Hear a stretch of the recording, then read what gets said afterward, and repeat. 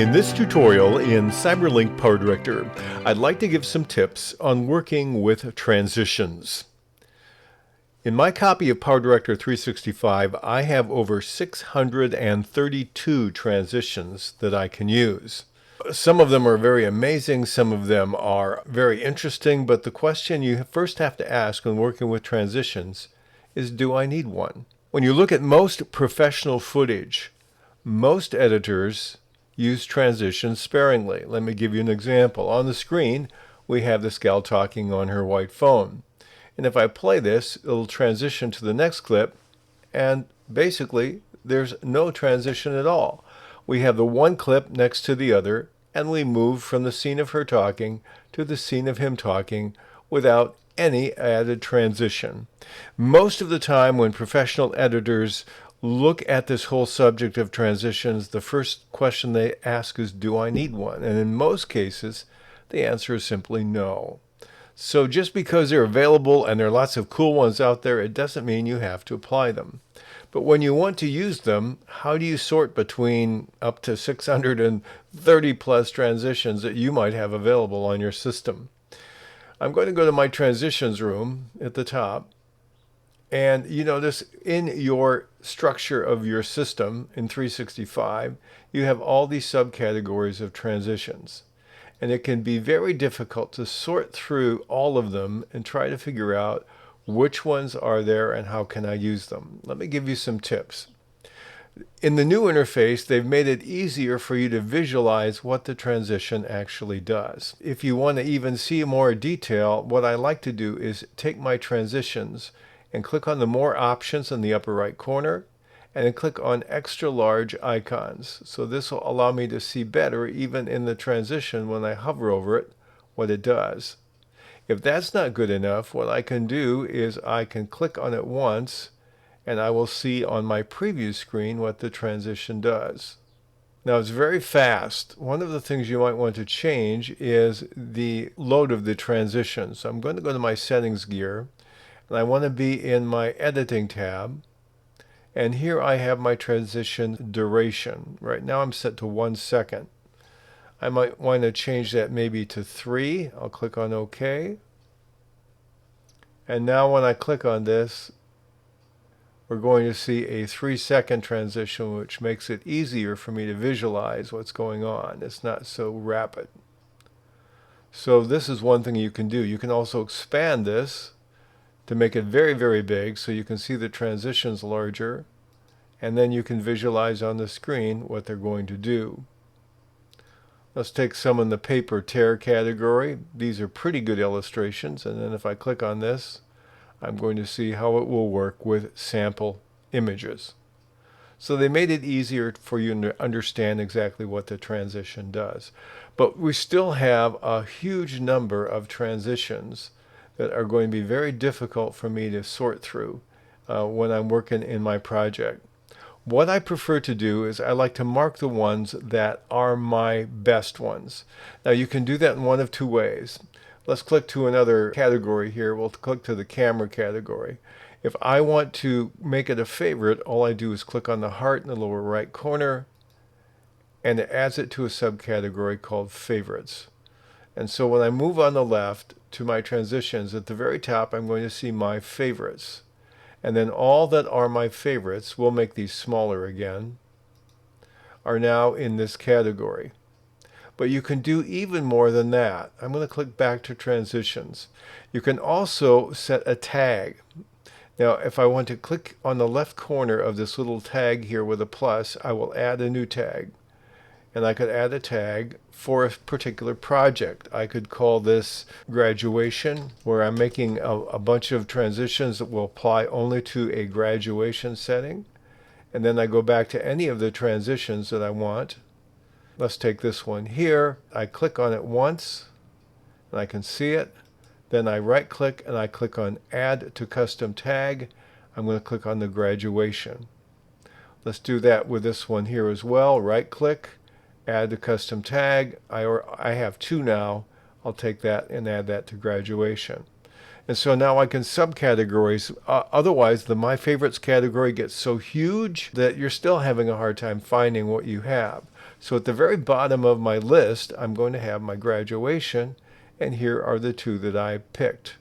So that's a nice way to organize your transitions by using tags.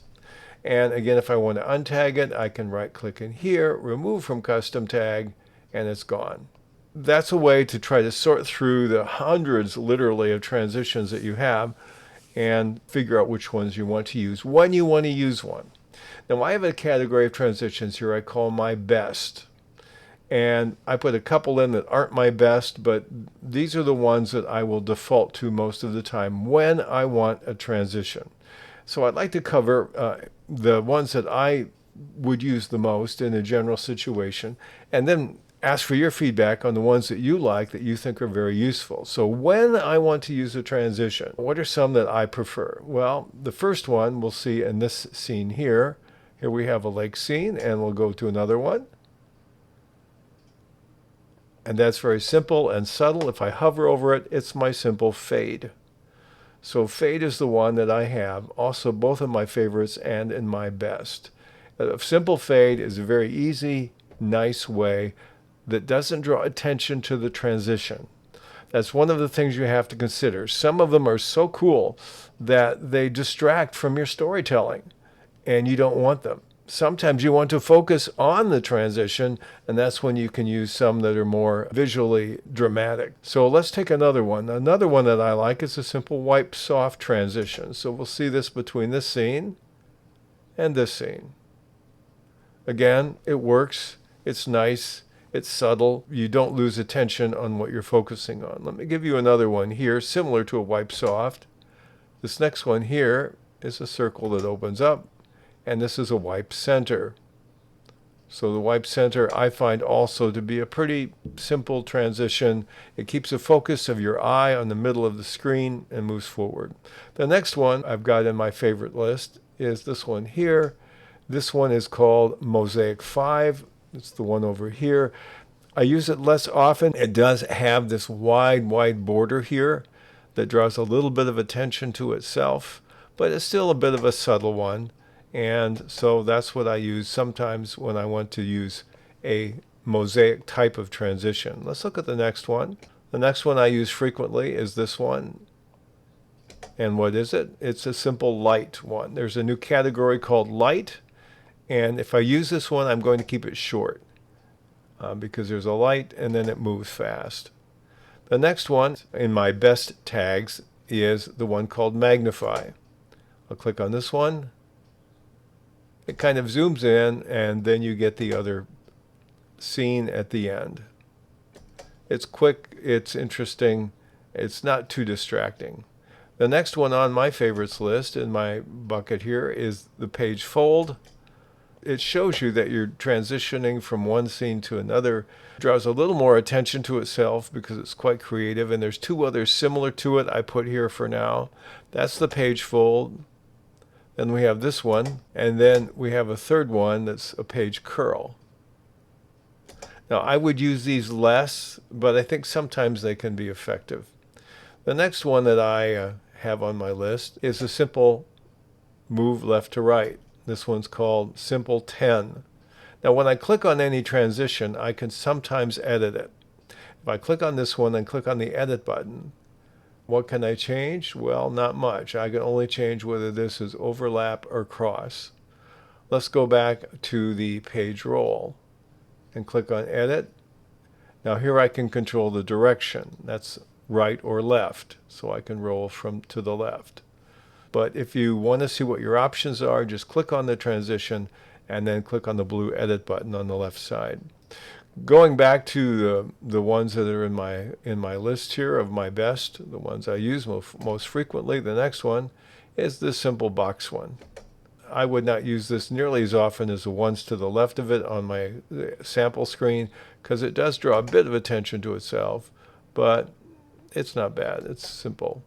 Another one here is one of our brush transitions, and that's where you basically paint the screen as with a paintbrush.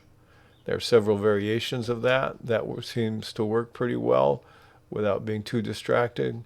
And the last one we're going to deal with is this one. This is a time transition. They use it, for example, in Star Wars.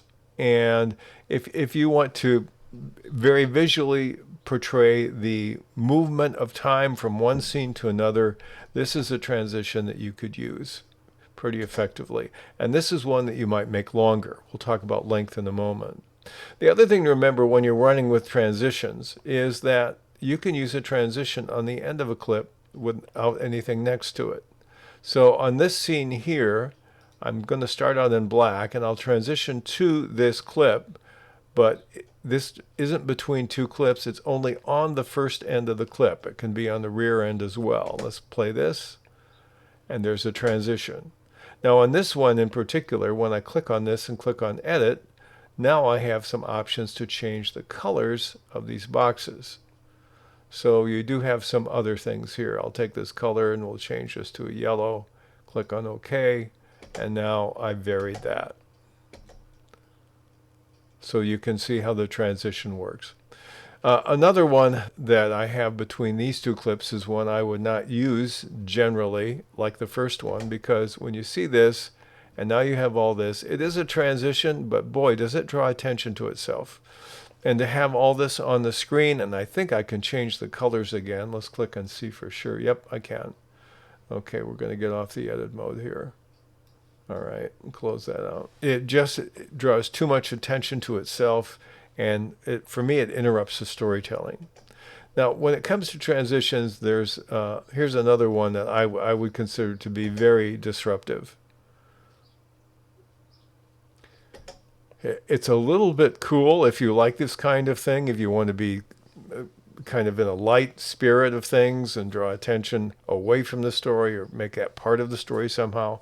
But it's not a transition I would frequently use. So of the 632, I probably stick to a dozen or two at the most, depending on the nature of the project. There are some really strange ones that at certain moments will work very well. Now, the other thing you need to consider when you're working with transitions is how long should they be. Again, if you watch professional videos, most transitions are amazingly short. I'd like to play this segment here, and we're going to see transitions that start out at 1 second and get longer. And let's see how it affects you as a viewer when you see the transition lengthen. Here's a 1 second transition. Okay. It's a wipe. Here's another one, 1.5 seconds. Now we're going to increase it to 2 seconds.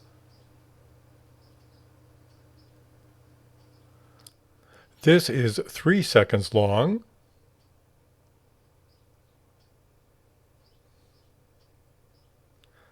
And this one is 4 seconds long. Now, most of the time when you're transitioning and you make your transitions longer, again, the focus is on the transition. The focus is on the time element in the mind of the viewer. And if you want them to think it's a long time, you lengthen your transition. But most professional transitions are really a second or even less. They're not that many frames because they move from one to the other and they try not to get into the way of the story. So go back to this one, boom, it's done. Your focus is not on the elements of the transition, but on the fact that, okay, this is something different. And again, in many cases, you don't need a transition at all. So that's a little bit of my thinking about how transitions work best. If you have some suggestions or some preferences that you'd like to leave in the comments, please do that. And we can have a discussion about what transitions work for you in your editing environment.